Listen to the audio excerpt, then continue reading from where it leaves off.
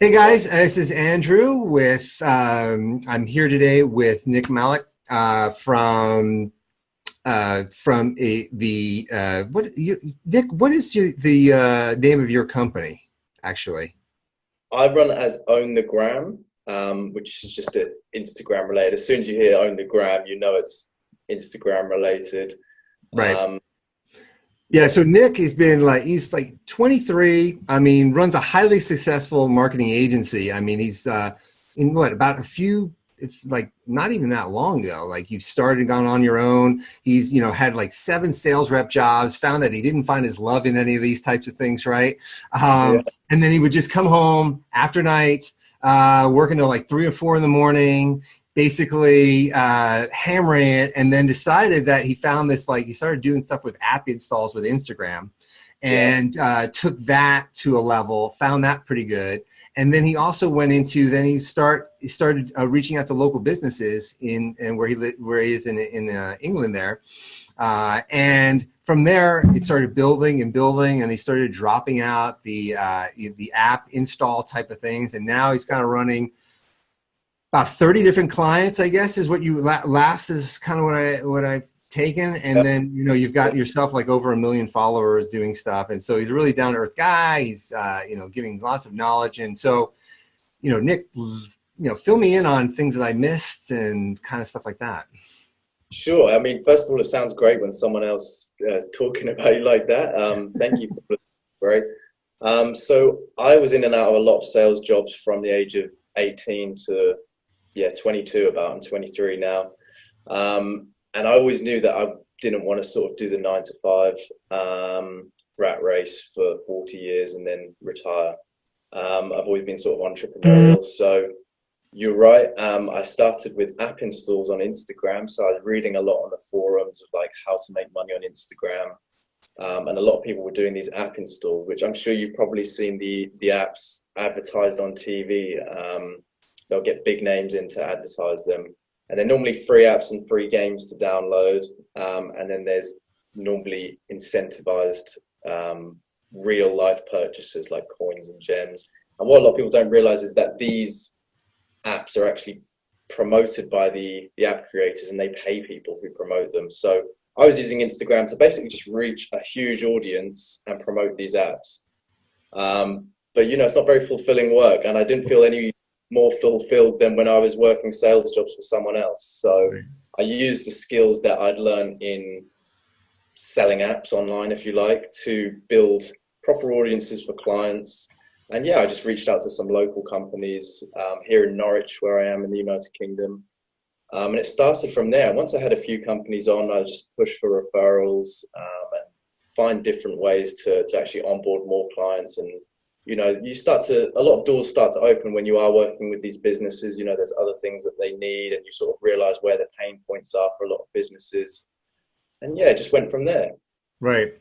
So that's a really cool journey. And in terms of your businesses that you work with, are they, I mean, also do you work with online brands, I'm assuming, as well as the local kinds of businesses? I mean, do you find one more fulfilling than the other? If I'm completely honest, I actually find the online, like purely online e-commerce businesses much more fulfilling to work with. I find, as harsh as it sounds, I find local businesses always expect a lot for small amounts, small budget, if you like. They want the world, but they don't want to pay for any of it. Right. Whereas online businesses, they're aware of the benefits that you can provide. They're more open to that sort of discussion. And they're usually easier to communicate with. They have a very good line of communication, which you can always hit up. So that's probably something I've taken away in the last 6 months, that if I could choose, I'd work with purely online e-commerce businesses or just online service businesses, whatever it may be. Sure, sure. Yeah, so today I think what we're going to cover, because it's kind of one of these topics that I think a lot of people kind of have, is like, how do you monetize your followers, right? I mean, there's two factors. One is you got to get followers. And then once you do find those followers, how do you monetize them? What's the right way to go about them? Not looking too pushy, not looking too salesy, because obviously Instagram is kind of one of these, showy kind of platforms.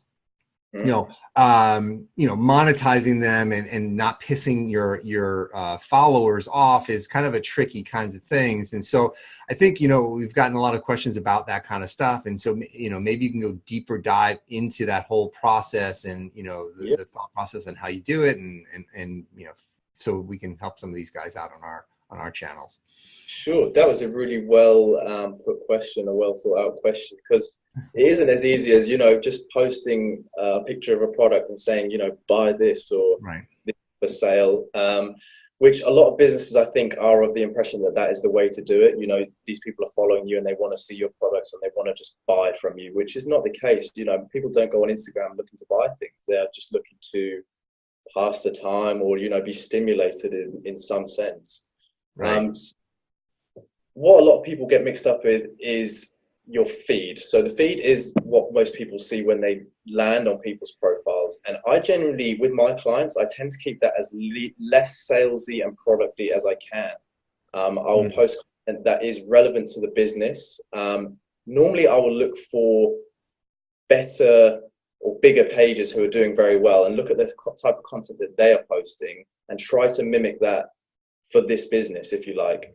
But where it comes into monetization really is stories and the direct messages. So stories are a great way to connect personally with the followers. You probably know that a lot of the followers don't actually see the posts that a page is pushing out.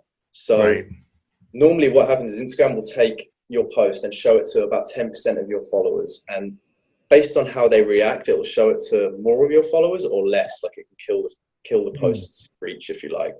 So posting good content, which isn't salesy. You never want the caption to be salesy. Even if you are posting a picture of your product, you want to keep it informative and valuable, because even based on how long they are looking at the photo is very important for Instagram's algorithm. And if it's a salesy post, they're going to go on to something else. They're going to look for something else, and that post isn't going to reach anyone. So you can really well put together stories, because stories now you can do swipe up, you can add music, you can do questions, you can really frame people how you want to put them.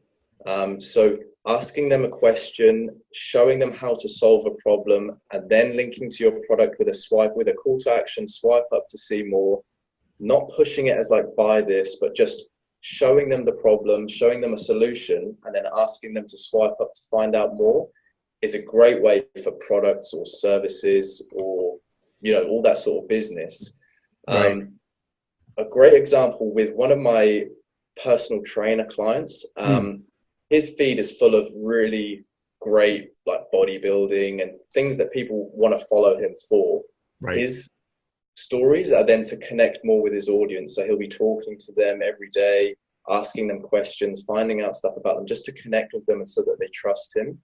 And then he'll offer like a free ebook to, 5 ways of building mass or something like that. Then the free ebook is part of like a value ladder, if you like. So it's a free something to get them in, and that will then probably link into something slightly bigger, like a consultation call, or a free consultation call even, which then leads to something slightly bigger, like diet plan or nutrition plan, which then leads into something slightly bigger, which personal training, online personal training, training plans, and just not trying to just milk your followers straight away is a great way. They're all real people. They all have feelings, and you've got to connect with them before you can take the money out of their pocket, if you like. You've got to really value and build that trust. Yeah, because that's, I think, one of the key things here is like monetizing. When you're trying to monetize your followers, if you are, I guess if you're strictly like, for the physical trainer, I can see that working really well. So in terms of their stories on that side of things, do you tell him what he should create as content and put that up, or you like, how do they know what to do? And then I can go into like more of a physical products type of thing, not just also services. Sure. With physical products, there's a really good, if you're familiar with the head shop niche, like smoking and that sort of thing. One of my biggest clients owns a head shop, and I've really helped him with his online sales through Instagram.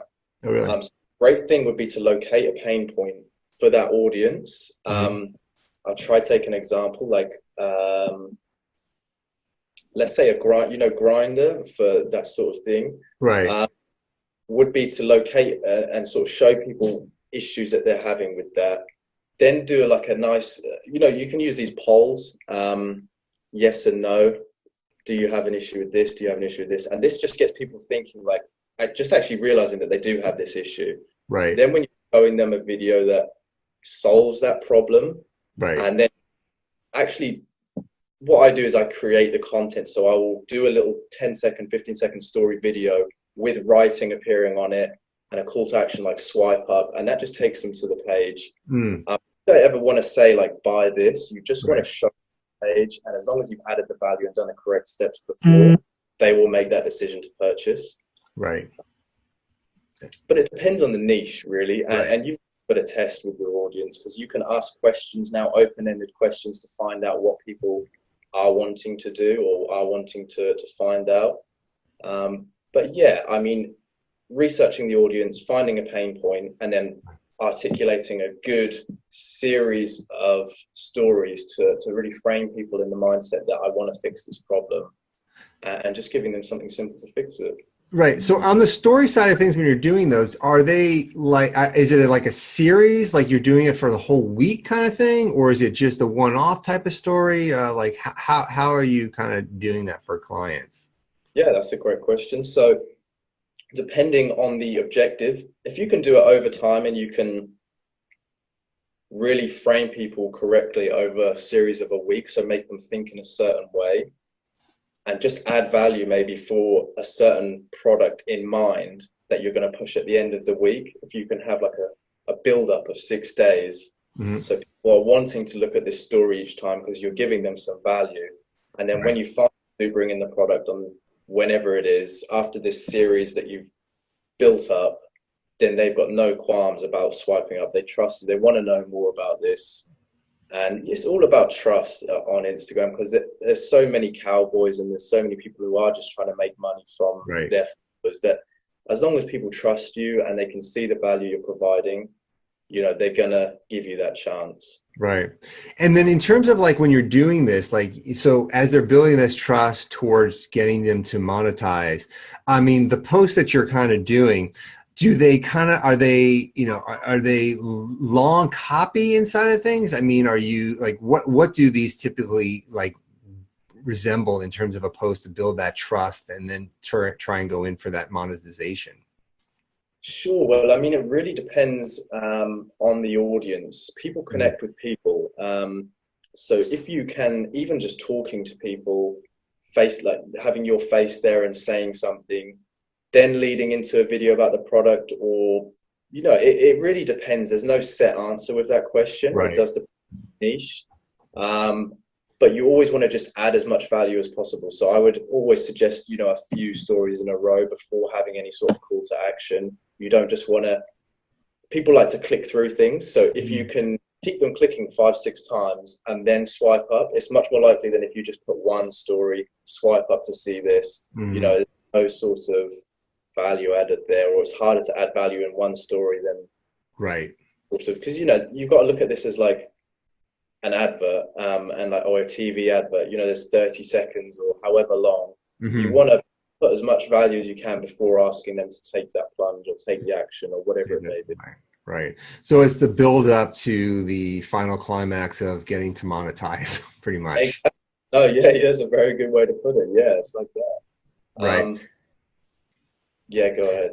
No. So with your clients that you're doing, do you find that the video or still pictures work better for getting engagement? I've always thought videos personally. Photos are great on the feed. They're aesthetic, but in the stories, the fact that you can do 15-second videos, I think people really need to be taking advantage of that. Taking advantage of that. That I've always found they've worked better. People, if something's moving, they're more likely to give that attention to it. Whereas if it's just a picture, they absorb it in a second and they click straight through. But if it is a video and you've got because there's 15-second video limits on stories. If you've got 4 in a row, then you're actually getting their attention for like a minute straight.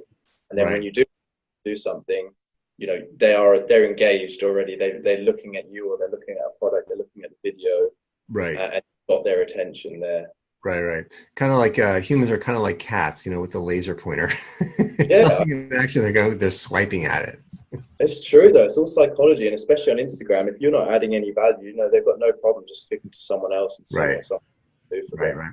Have you seen anything with like the Instagram TV type stuff? Have you played around with that in terms of engagement and monetization? Very interesting. I've actually just recently started one of my long-time clients on IGTV.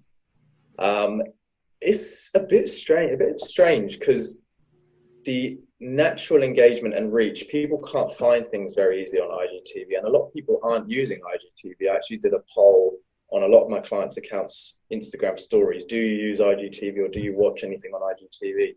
And the majority was no. So I think it's still got a ways to go before it's really worth putting the time in. But I personally think that now is a great time to start learning how to use it, start learning what works well, start trying to, you can really push views from your stories straight, swipe up to watch this on IGTV or IGTV. It's about using these different methods that you've got to push people over there, because then you've got the up to 1 hour, I think it's up to 1 hour videos at the moment. Right. Yeah. Yeah. I guess it would kind of be like the news leads, where you see, a boy gets killed at 10, check in how, or got run over or whatever. And then you're like, what? And then you swipe up to go see it. And then that leads into maybe that whole more explanation of what that is, kind of stuff. 100%. So you can do little teasers in the story, just the best bits of the IGTV video, and, make them want to find out more, put a really appealing hook in and just say swipe up to watch the rest of the episode, or find out what happens in this, or Right. And I guess you could even do it as like, put the discount or the promotion in the long video, and then they have to watch to kind of get that special deal. Of incentive that they have to watch this to get something, or give them some value. It's all about adding. I think in all of this, and especially in Instagram, everything I've learned is about adding value to people, and as you give them something that's valuable to them, they're willing to trust you and eventually pay you, or you get some sort of reward out of it, whatever you're looking for. Right. Now, do you find that the channel, like Instagram as the channel with some of your clients, maybe they're working on, they're doing Facebook ads, they're doing Instagram ads or Instagram posts. In terms of the ROI, do you find that the monetization on Instagram is higher than on Facebook or Google Ads or anything like that? Very interesting. As a paid, it depends if you're talking about paid or organic. I think organically, Facebook is very tricky now. Unless you've got super content, it is kind of a pay-to-play platform. Right. And it depends on the business. Google AdWords is great for certain local businesses where people will be searching locally. Instagram for e-commerce, I think, is really hot right now. Products, you can make such attractive videos and photos for products that, it looks like someone really professional has put this together when it's just you on your phone. Right. But as far as organically goes, I think Instagram is definitely the best now. The reach on Instagram is huge. There's so many options now. Another thing I did want to mention is sliding in people's DMs, sliding in your followers' DMs is so personal, and they think, wow, this business or this person is actually messaging me. And that can just add so much trust. So what I do for a lot of my clients is any new followers who follow them, I'll send them an introductory message, either just welcoming them to the page or promoting something, like a discount code or whatever the newest thing is. So how is that's interesting. So how does that work? So somebody follows, a new follower follows that page, and then you directly DM them about saying, hey, thanks for taking your time to follow us, and if you need anything, here's a discount code to X. Yeah, pretty much that. I'll say, hey, thank you so much for being a follower. We really value you appreciating our page, or something like that. Right. And whatever you want to push. So you can just leave it as a very friendly, if there's anything we can help you with, please give us a message, because that just looks, that's great to hear from when you're following a business or a potential shop or whatever it may be. For one of my e-commerce, I actually offer a discount code. So I say, we have a special promotion at the moment, 10% off everything on our website. Just use the code blah, blah, blah to get the discount. And yeah, which is also great because they can then see who actually has come from which new followers have then come from the DMs and use that code online. So it's all trackable. And it adds a personal touch sliding in people's DMs. It breaks that first barrier of business to consumer. You know, you sort of got that relationship already. Yeah, no, that's pretty awesome. I mean, that's a super trick there, guys. I mean, it's no, I never thought about doing, welcoming people coming in on an Instagram kind of feed, which is, it makes that warm, fuzzy feeling that somebody really actually is not a robot in the machine there.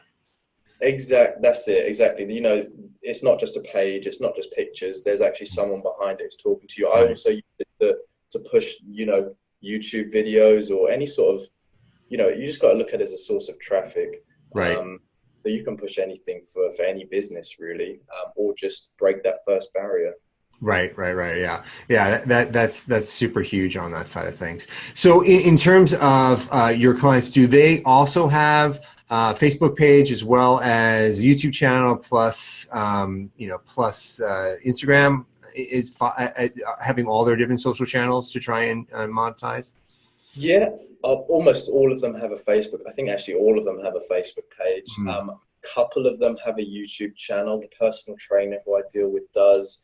But YouTube it depends on the niche for YouTube and if they've got someone, because I don't handle that for them. So if they've got someone doing that or if they want to handle that. But for me, I think Instagram is obviously I'm a huge fan of Instagram, but I think Instagram is where people should be spending the money now. Or spending the time now to improve and prepare, because the growth of Instagram recently and the shots that they're taking at YouTube with IGTV and the Snapchat with their stories, I just think it's looking and set to be the biggest platform and really going to cover all bases that all these other social medias have been doing for the last 5-10 years. Right. So they're trying to bring them all into one ecosystem, I guess. And seems like it. And Instagram is just, for me, the most appealing. There's photos, videos. It's just the most natural.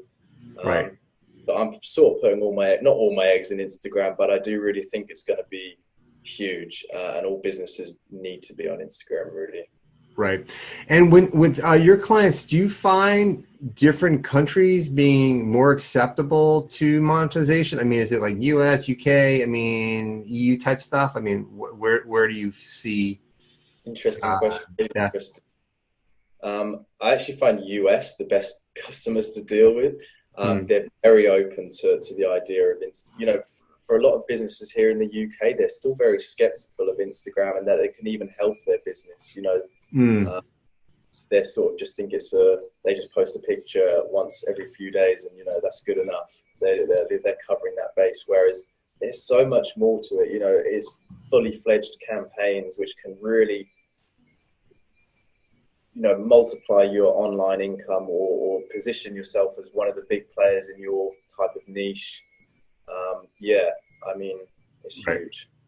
So in terms of like your time, like when you're working with clients and things like that, and if it's somebody wanted to do it themselves, how much time do you think you need to put into your like Instagram account to really think this out and, plan it and do the posting and coming up with the creative and all that kind of stuff? Yeah, there's a lot of aspects to it, and it can probably feel quite overwhelming if you're unsure of where to start. Or I think there are a few bases to cover. So content is key, and content will always be king on Instagram, in my opinion. It's the thing that drives your reach. It's the thing that shows off your profile, and it's what people see when they are looking at your business on Instagram. So having good content, having a bank of content, maybe spend a day just preparing a month's worth of content, writing out all the captions, because the last thing you want to be doing, which is something I realized very quickly when I was taking care of clients' content, is doing the content on the day and having to do something every day, thinking of the caption, thinking of the hashtags, making sure it looks nice. You really want to pre-prepare that as much as you can, whether it's a week or two in advance or even further. Just having a bank of pre-prepared photos or videos.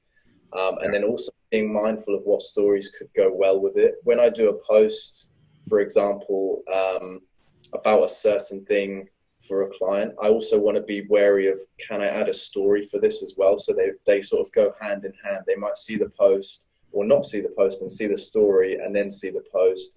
And these two things can sort of help each other, if you like. But yeah, once you get the swing of Instagram and you have a huge bank of content and maybe relevant hashtags to your niche, it just becomes a lot easier once you're preparing for it. And when wing of it, really, you don't have to spend much time at all. It will become sort of second nature to you. Right.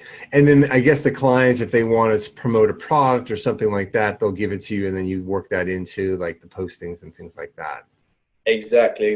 Quite a lot of clients will be tempted just to stick it on by themselves, post it on, but that's really not the ideal thing, because there is your followers are used to a certain way of things, and if you just jumble that up or just change that, it can distort. It just plays with people, and there's certain ways to be doing this. So they will normally send it to me, ask me to work it in to whatever I'm doing within the next week or however, and I'll figure out the best way to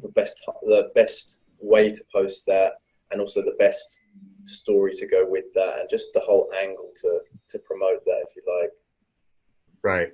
Yeah. So there is definitely a thought process behind this whole thing. And that's, that's what people have to understand, that this is just not like, willy-nilly throw it up there. You have to have a consistency to your photos, to your monetizing strategy. It's a thought. And so if you're not really good at it, it's like you hire Nick to do this kind of stuff.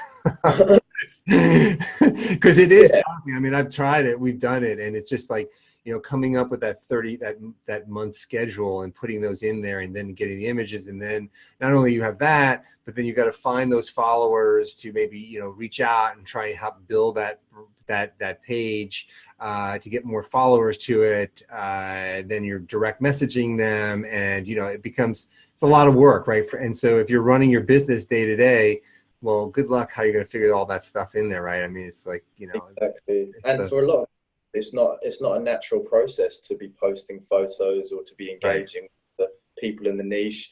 I always see it as there's two aspects to Instagram. You've got the follower growth and getting new people in, and then you've got the funnel side of your business. So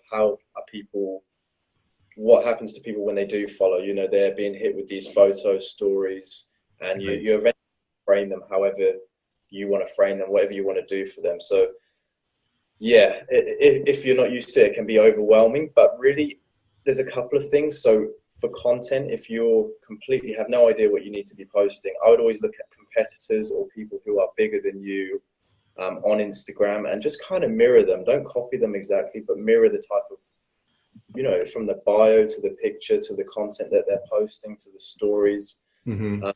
Because you can normally tell from a page that's doing really well, there'll be certain themes that are recurring, which you can mirror in a sense and mold to your own business. Right. And I know it's kind of off topic, but like if you are following one of those pages and you see their followers, do you then go message out to those followers and ask them, hey, like your stuff, come on over to our stuff? I mean, and it's kind of like going off of where we're like, I mean, I can turn into monetization, but I don't know if that's the right way to build your page. No, but I mean, in a sense, that's monetization, because these people are interested in your niche anyway. So you're getting a piece of that pie. So that's very true. And what I do as a growth, because I actually started with a growth service for my clients, just purely just growing their pages with relevant followers. And that is exactly what I do. So you look for competitors or big players in the niche, basically anywhere you knew there was a source of interested people for that business, and then follow them, like their pictures, comment on their pictures, even message them. Basically get their attention, because that's all it takes. They'll get the notification on their phone and they want to see who's liked their picture, or they want to see who's messaged them or commented on their thing, and that's all it takes. If your profile looks nice and your content is good, they'll click follow, and then they're in your funnel. And then you hit them up with that DM message, thanks, and then here's 10%. So you monetize them, right? Yeah, that's it. Start to finish, that's it. They're then a client for life, a customer for life. Right. Well, there's your secret, guys. You got go off and do it. Don't hire Nick. I'm just kidding. So, hey, Nick, I know we've been talking quite a while. I know you're a busy guy. I want to ask you a couple questions, sort of more on like your 3 tools that you would recommend to people, like your go-to tools that you kind of use on a daily basis. Yeah. Okay. So let me think. If I was a business owner and I was just starting out, I would find, let's say, 5 to 10 pages which I thought are great to mirror off. I would basically look at their content and try and mimic that in my own way. In terms of tools, a great one for people actually who don't really know, because there's a lot more to hashtags than people think. People think I can just post a picture of my dog and put hashtag dog. But because dog is such a competitive hashtag, it probably has something like 20 million posts. Right. If you're just posting that, it gets lost in the sea of hashtags, and there's no benefit to you. So a really good website is displaypurposes.com. And basically put your, I think it's .com, it's display purposes something. Okay.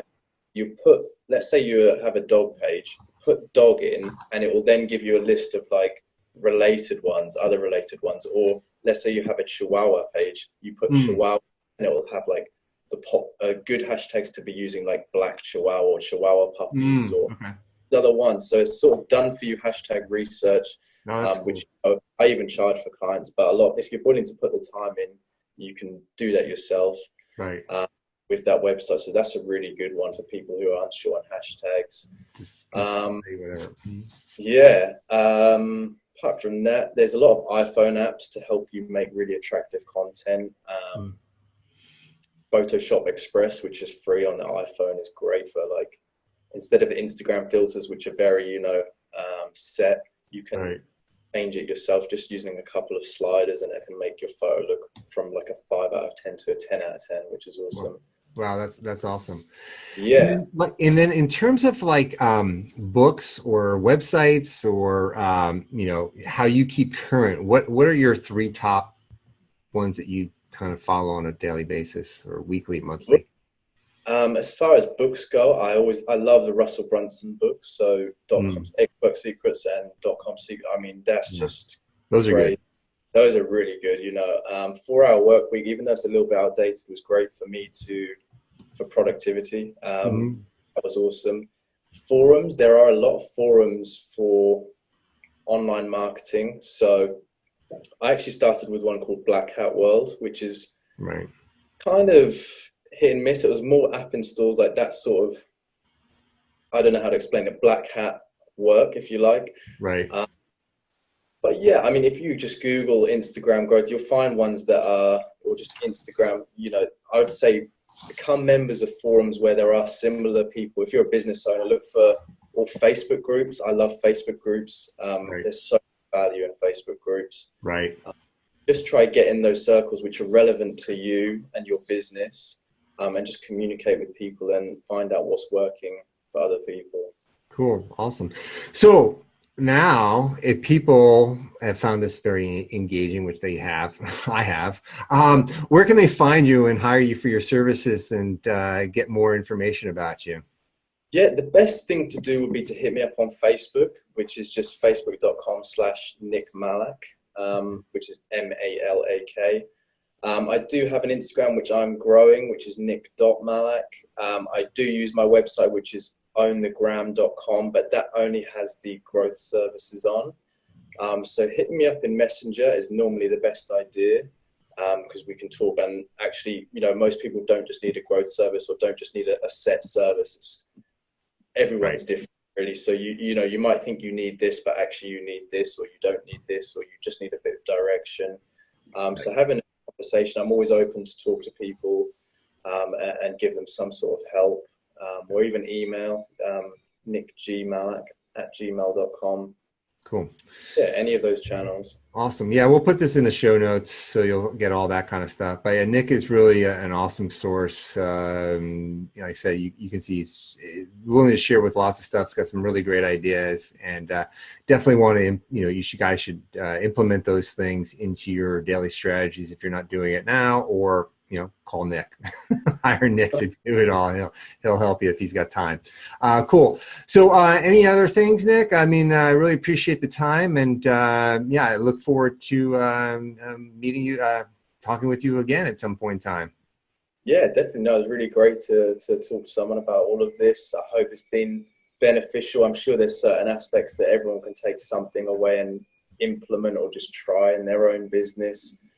You know, it doesn't have to be expertly done. You know, if you're just trying things, just try them, and you'll be able to tell what's working and what's not working. You don't always need an expert to do it. Just get stuck in. Yeah, cool. Awesome. Well, great. I appreciate the time, and we'll chat soon. Awesome. Thank you.